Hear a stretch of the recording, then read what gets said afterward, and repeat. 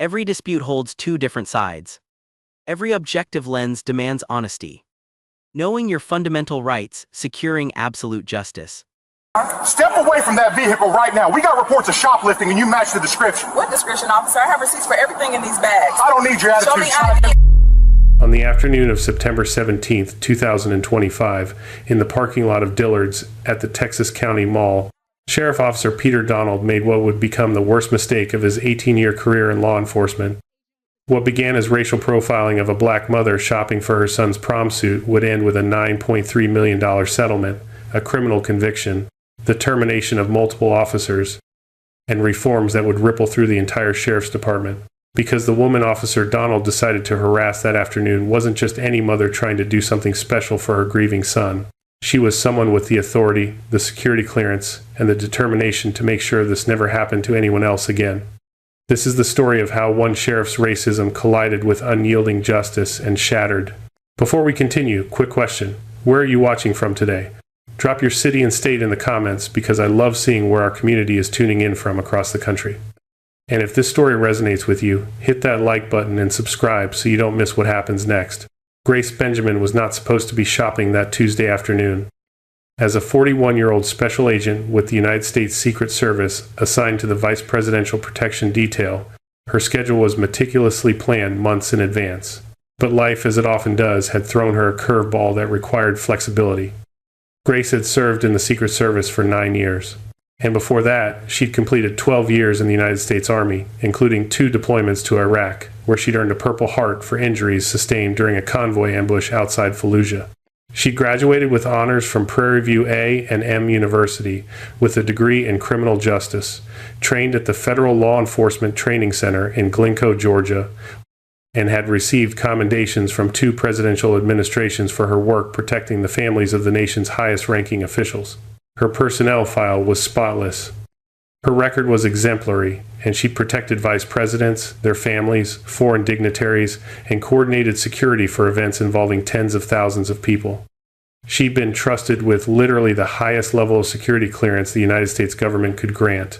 But on September 17th, 2025, she wasn't thinking about any of that. She was thinking about her son Daniel. Daniel was 16 years old and about to attend his junior prom on September 23rd, just 6 days away. And it should have been one of the most exciting times of his young life. But Daniel's father, Grace's husband of 18 years, Michael, had died in a hit-and-run accident 6 months earlier on March 9th, 2025. Michael had always been the one who handled the big moments, coaching Little League, teaching Daniel to drive, planning college tours.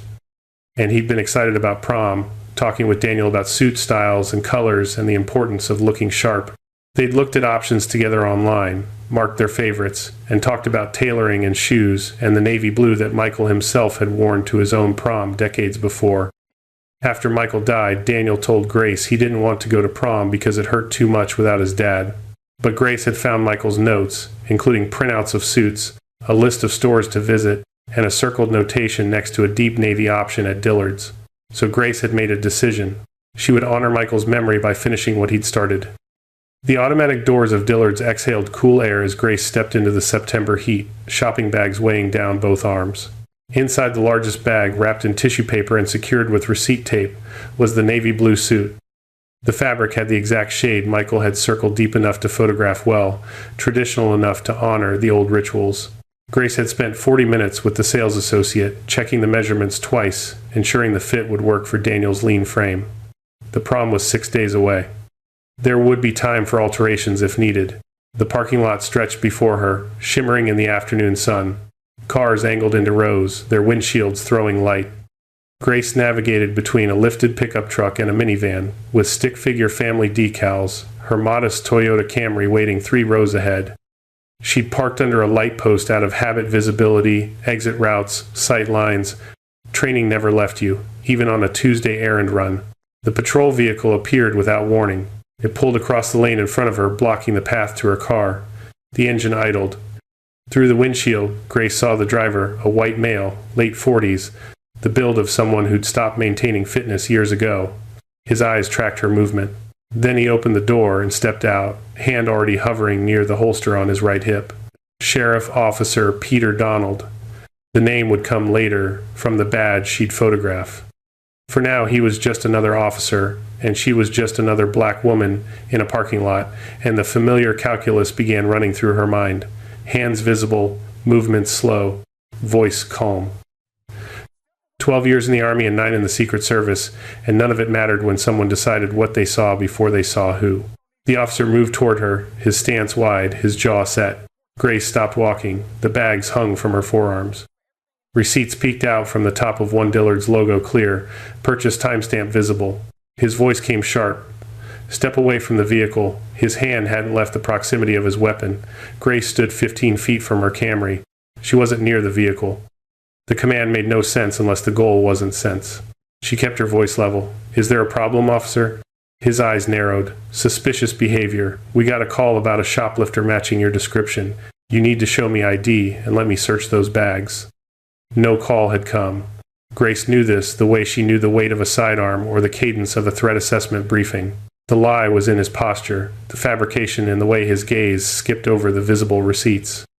She'd seen this before, not as a federal agent, but as a black woman existing in spaces where her presence required justification. The training kicked in, muscle memory older than her federal service. Her shoulders stayed loose, her hands stayed visible. I'd like to know the reason for the stop. I have receipts for everything in these bags. Donald stepped closer. The space between them contracted, his tone sharpened, aggression bleeding into syllables. I don't need to explain myself to you. Put the bags down. Show me ID, now. Around them, the parking lot continued its usual function. Car doors slammed, engine started. But a shift was occurring at the edges, a woman pausing beside her sedan, phone already rising. A man slowing his cart return, eyes tracking the scene. Overhead, mounted on the light post Grace had deliberately parked beneath, a CCTV camera recorded silently. Grace set the bags down slowly, one at a time. The suit bag she kept slightly apart from the others, a small act of protection for the fabric inside. She reached for her wallet with deliberate movements, narrating each motion the way she'd been taught 2 decades ago by a father who'd survived worse. I'm getting my ID from my wallet. It's in my purse. Donald watched her hands. Show me everything in the bags, too. No probable cause, no articulable suspicion, just a demand backed by a badge and the unspoken threat of what happened to people who said no. Grace felt the old familiar weight, the exhaustion of having to be twice as calm, twice as compliant, twice as perfect just to walk away intact. Her military service flashed through her mind unbidden. Fallujah, 2007. The convoy ambush that had earned her the Purple Heart. Shrapnel in her shoulder, blood soaking through her uniform, and still she'd maintained her sector, returned fire, protected her unit. The vice presidential detailed 3 years of flawless evaluations, threat assessments that had prevented incidents before they developed, trust earned through precision and vigilance. None of it visible, none of it mattering. The crowd was growing, phones out now, recording from multiple angles. Grace registered each witness position, each camera angle, the way she'd been trained to map a security perimeter. Evidence. Documentation. The machinery of accountability, if she survived to use it. Donald's voice rose. You getting the ID or not? Because I can make this a lot harder for you. Grace's hand emerged from her purse with her federal credentials, not the driver's license he'd demanded. The black leather case that held her Secret Service identification, her badge, the physical proof of clearances that exceeded most state law enforcement chains of command. She didn't open it yet. Behind Donald, a second patrol vehicle pulled into the lot, then a third.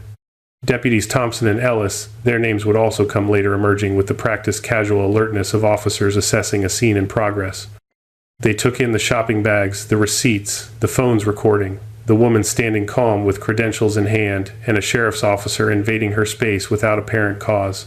Thompson approached first. What's the situation? Donald didn't turn. Shoplifting suspect. Matched the description. Ellis was already scanning the dispatch notes on his phone. What call? There's nothing in the system. The lie was unraveling in real time. Grace said nothing. Let them work. Let the contradiction build. Her silence was tactical, her stillness a form of testimony. Thompson's eyes found the Dillard's bags, the visible receipts. Sir, she's got purchase documentation right there. Donald's jaw tightened. I know what I saw. But he didn't. He'd seen what he'd expected to see, what bias had prepared him to find.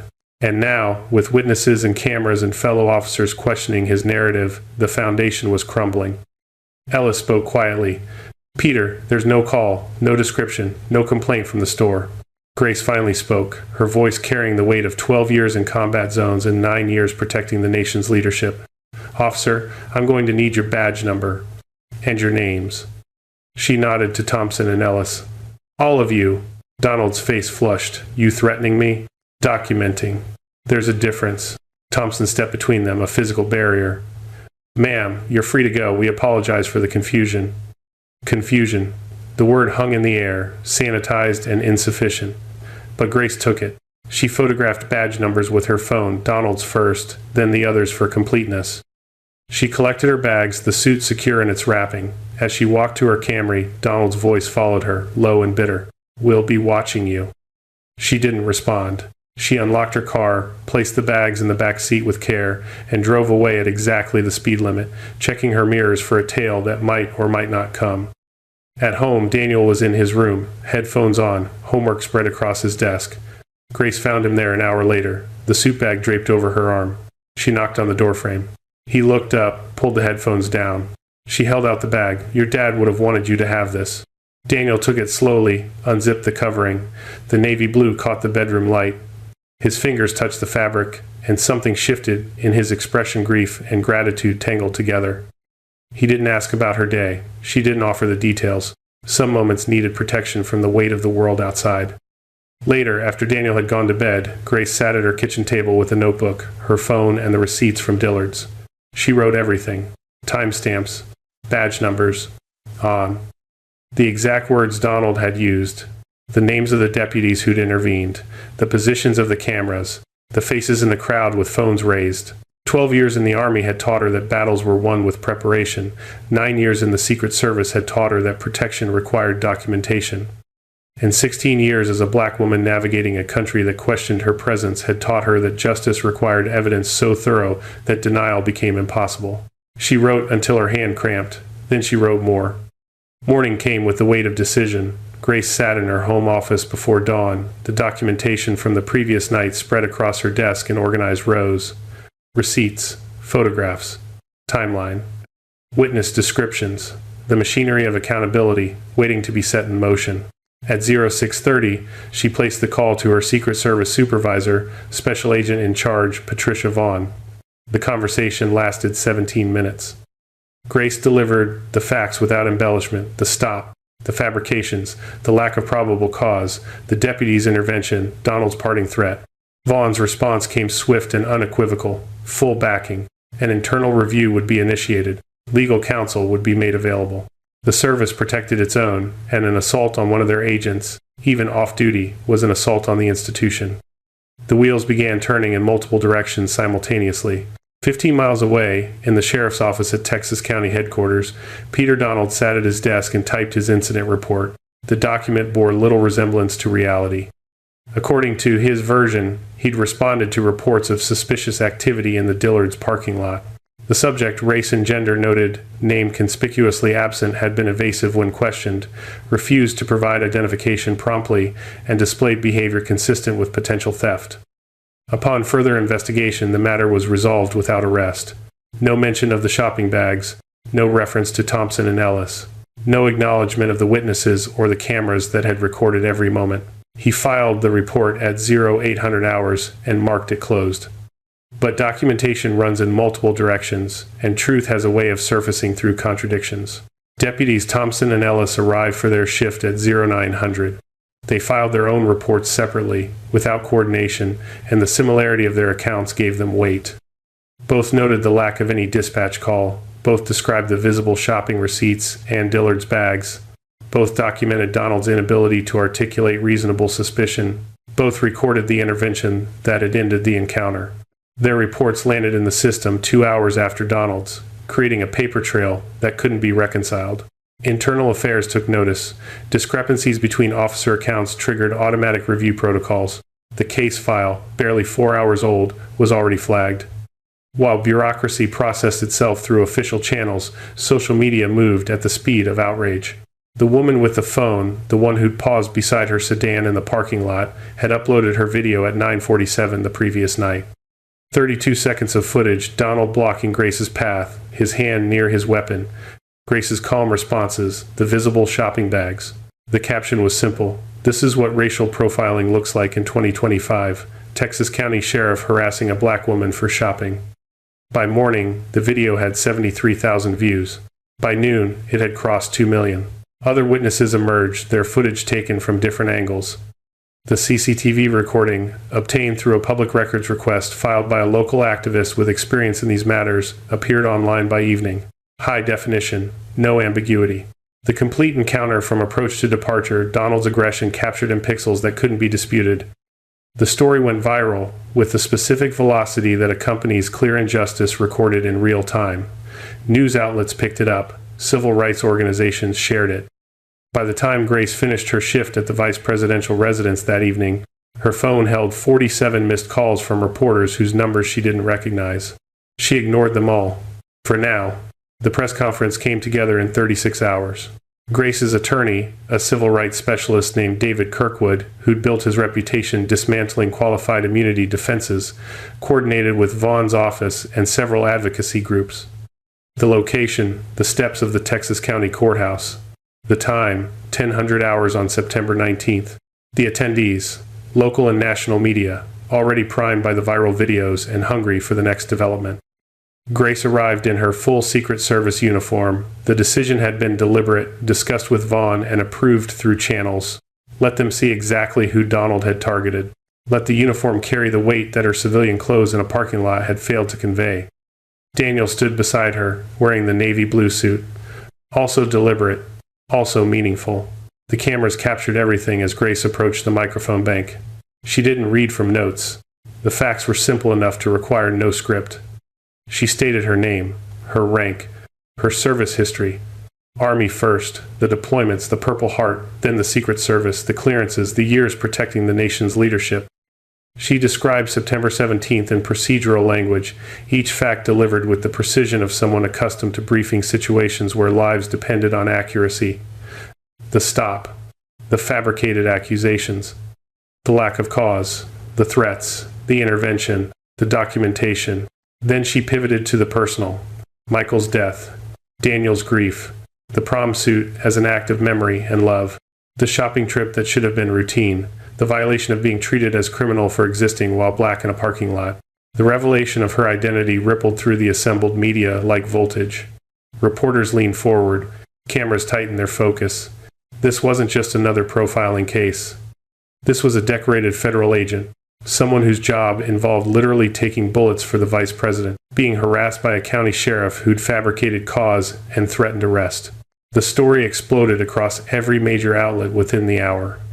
And in his living room, watching the press conference on the local news, Peter Donald felt the ground disappear beneath his feet. The investigations launched with the weight of multiple jurisdictions. The Texas Rangers opened a probe into Donald's conduct. Their involvement requested by the county's district attorney once the scope of the incident became clear. The FBI Civil Rights Division initiated a parallel federal investigation, their interest triggered by Grace's status as a federal officer and the potential violation of her constitutional protections. What they found went deeper than a single parking lot encounter. Donald's personnel file revealed 31 complaints filed over his 18-year career. 27 of those complaints came from black residents. The accusations formed a pattern: unwarranted stops, aggressive questioning, fabricated suspicions, searches without cause. All of them had been internally reviewed. None had resulted in discipline beyond verbal counseling. The paper trail painted a picture of systemic indifference, a department that accepted complaints and filed them away without consequence. But the investigators kept digging, and what emerged in the third week of September was the detail that transformed the case from misconduct to something darker.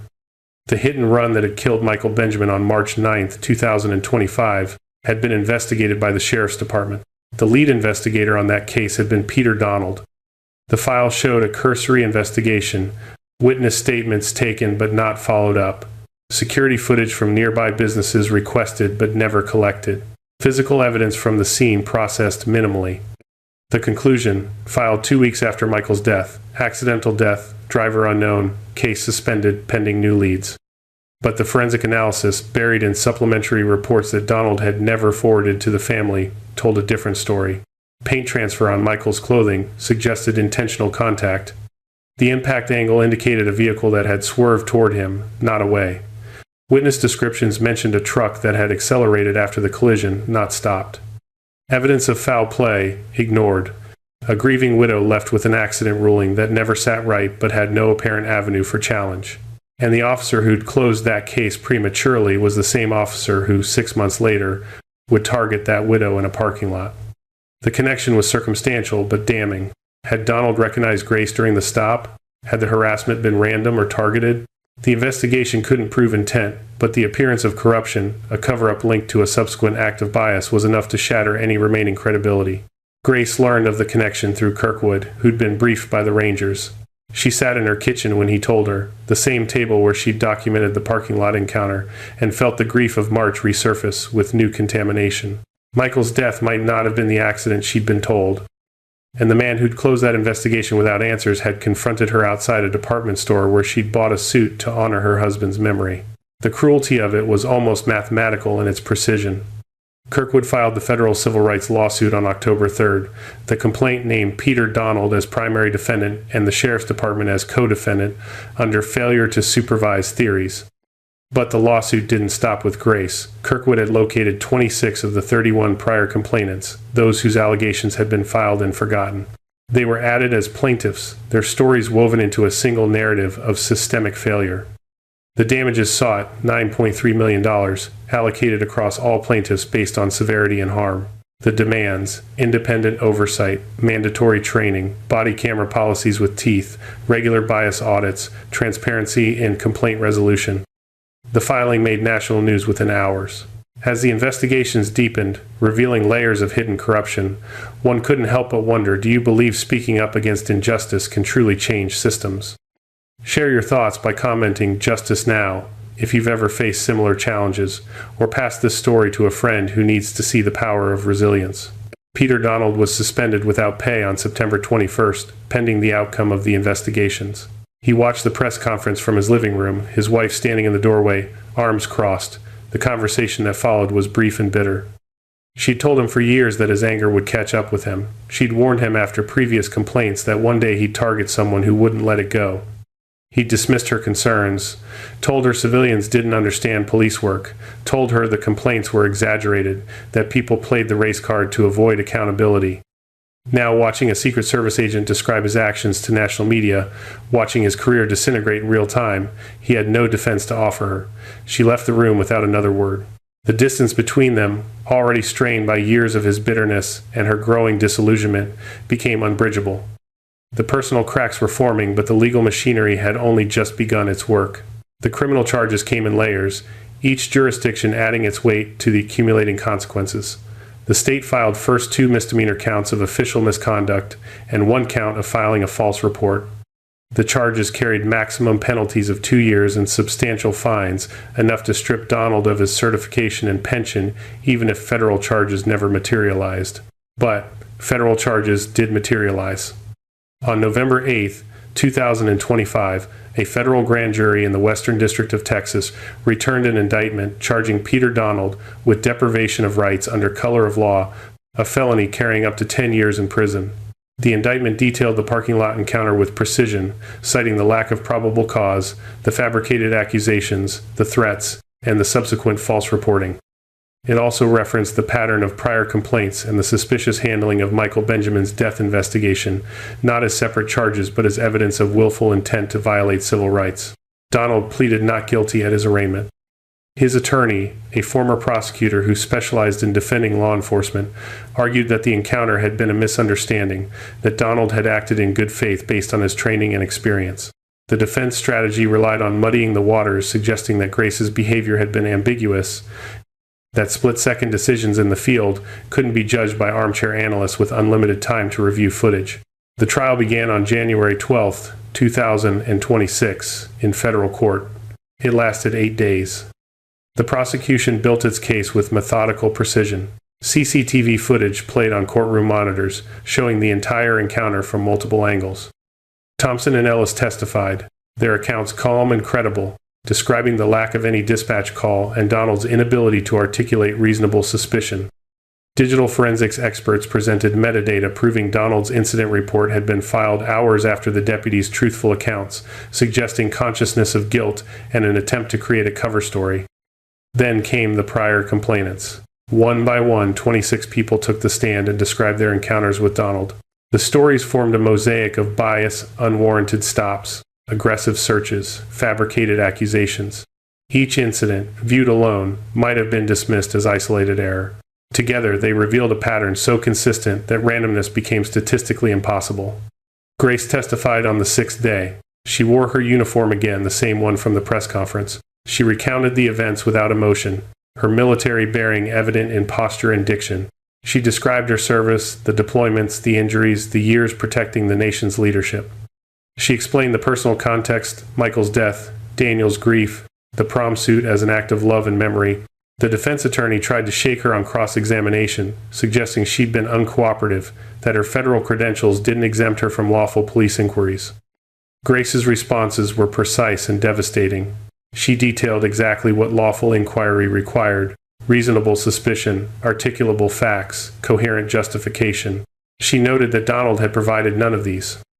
She observed that her cooperation had been complete. She'd stopped when ordered, provided identification when requested, allowed the search of bags containing receipts that proved her purchases legitimate. The attorney pressed, "Isn't it possible Officer Donald made an honest mistake?"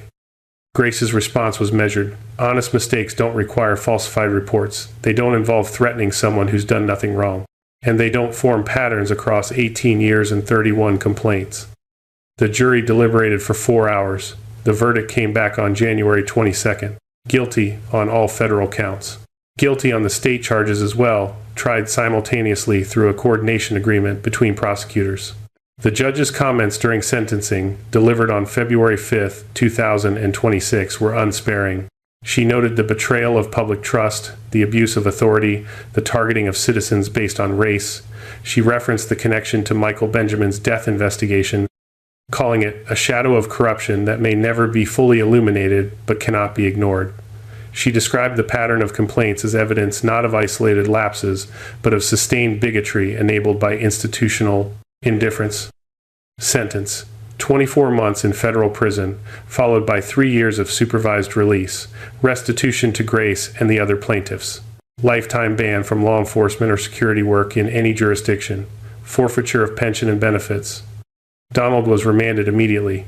He began serving his sentence at a federal correctional institution in Beaumont, Texas, 6 days later. The personal destruction extended beyond the prison walls.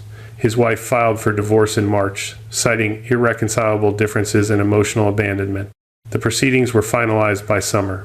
His siblings, who defended him initially, distanced themselves as the full scope of the evidence emerged. Financial ruin followed. Legal fees had consumed his savings, the restitution orders exceeded his assets, and the loss of pension eliminated his retirement security. After his release, scheduled for early 2028, employment prospects would be non-existent. Convicted felon, disgraced former law enforcement. A case so public that every Google search would surface the parking lot videos and the trial coverage. The consequences were comprehensive and irreversible. While Donald's personal collapse unfolded, the civil lawsuit reached its resolution. The trial had been scheduled for April 2026, but the criminal conviction eliminated any appetite for further litigation. The Sheriff's Department, facing discovery that would expose decades of neglected complaints and potentially criminal indifference, opted to settle. The agreement, finalized in March 2026, awarded the full $9.3 million to the plaintiffs. Grace's portion, calculated based on her status as the catalyst and the severity of harm, including the connection to her husband's death, amounted to $2.1 million. The remaining funds were distributed among the other 26 plaintiffs according to a formula accounting for duration of harassment, severity of constitutional violations, and documented emotional harm. But the money was only part of the resolution. The settlement included court-mandated structural reforms, binding and enforceable through ongoing judicial oversight, independent civilian oversight panels with subpoena power and authority to recommend discipline, mandatory implicit bias training, not the perfunctory sessions that officers slept through, but intensive programs designed by experts and measured through behavioral assessments, body camera requirements with automatic activation triggers and severe penalties for tampering or deletion, quarterly bias audits analyzing stop patterns, search rates, and complaint demographics, The reforms were implemented starting in April 2026. By the end of the first year, profiling complaints had dropped by 42%. Community trust metrics, measured through independent surveys, showed measurable improvement. Officer conduct, now subject to multiple layers of scrutiny and consequence, shifted toward constitutional compliance, not through enlightenment, but through accountability. The broader impacts rippled outward from Texas County. The sheriff, whose tenure had enabled Donald's pattern of abuse, resigned in May 2026, under pressure from county commissioners and community groups. 3 other officers, whose own complaint histories revealed similar patterns, were terminated through the new oversight process. The case became a reference point in civil rights litigation across Texas, cited in briefs and settlement negotiations as precedent for systemic reform. Legislation followed. Texas lawmakers, responding to public pressure amplified by the case's visibility, passed measures strengthening complaint investigation requirements and limiting qualified immunity defenses. The reforms were imperfect, shaped by political compromise, but they represented movement in a system historically resistant to change. Grace used her settlement strategically. A portion funded Daniel's education, college tuition secured, graduate school if he chose, the future Michael had wanted for their son now guaranteed. Another portion established the Michael Benjamin Foundation, a nonprofit providing legal assistance and advocacy for racial profiling victims. The foundation's work began modestly but grew, helping families navigate complaint processes, connecting them with attorneys, and documenting patterns that individual victims couldn't see from their isolated experiences. Grace continued her Secret Service career, receiving a promotion to Supervisory Special Agent in June 2026.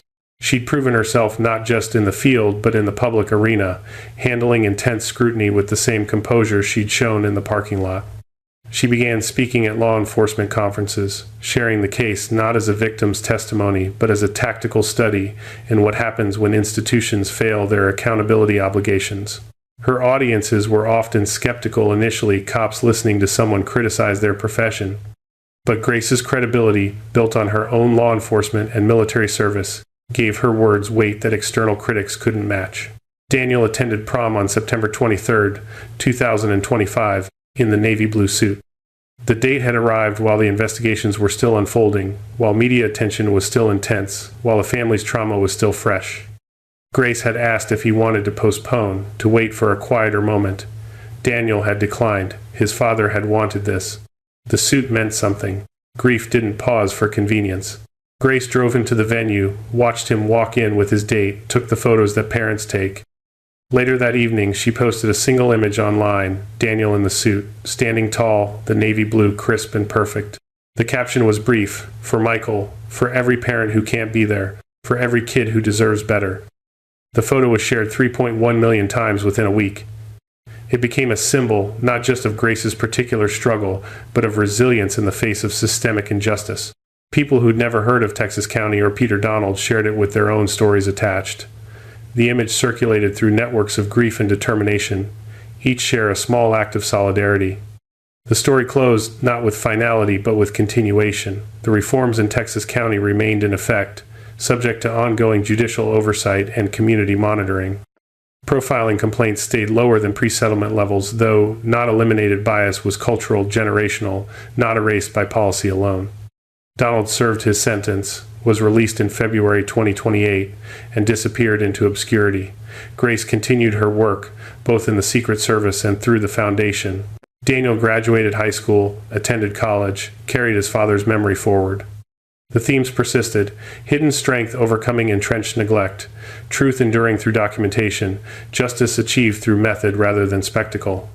Grace's quiet power had dismantled a corrupt system not through rage but through precision, the careful gathering of evidence, the strategic use of platforms, the refusal to accept that injustice was inevitable. The reminder, delivered not as lecture but as demonstrated fact, vocal advocacy, backed by evidence and sustained by community, could foster lasting change, not perfect change. Not immediate transformation, but measurable improvement, institutional accountability, and a foundation for others to build upon. The parking lot encounter on September 17, 2025, had lasted less than 15 minutes. The consequences would extend for decades. rippling through policy and practice, touching lives grace would never meet, proving that one person's refusal to accept injustice could shift systems designed to resist exactly that refusal. Justice in the end wasn't about vindication or revenge. It was about creating conditions where the next mother shopping for her son's prom suit could do so without fear. Where documentation mattered more than badges, where accountability wasn't optional. That was the work, and the work continued. If you like this video, make sure to hit that like button, subscribe, and turn on the notification bell so you don't miss the next story. Share this video with someone who would appreciate it, and let's keep building this community together. And before you go, drop a comment below. I'd love to hear your thoughts on what stood out to you the most. Until next time, stay safe, stay curious, and I'll see you in the next. Transparency is an ongoing commitment, and education provides your greatest safeguard. Thank you for watching and empowering a truthful world.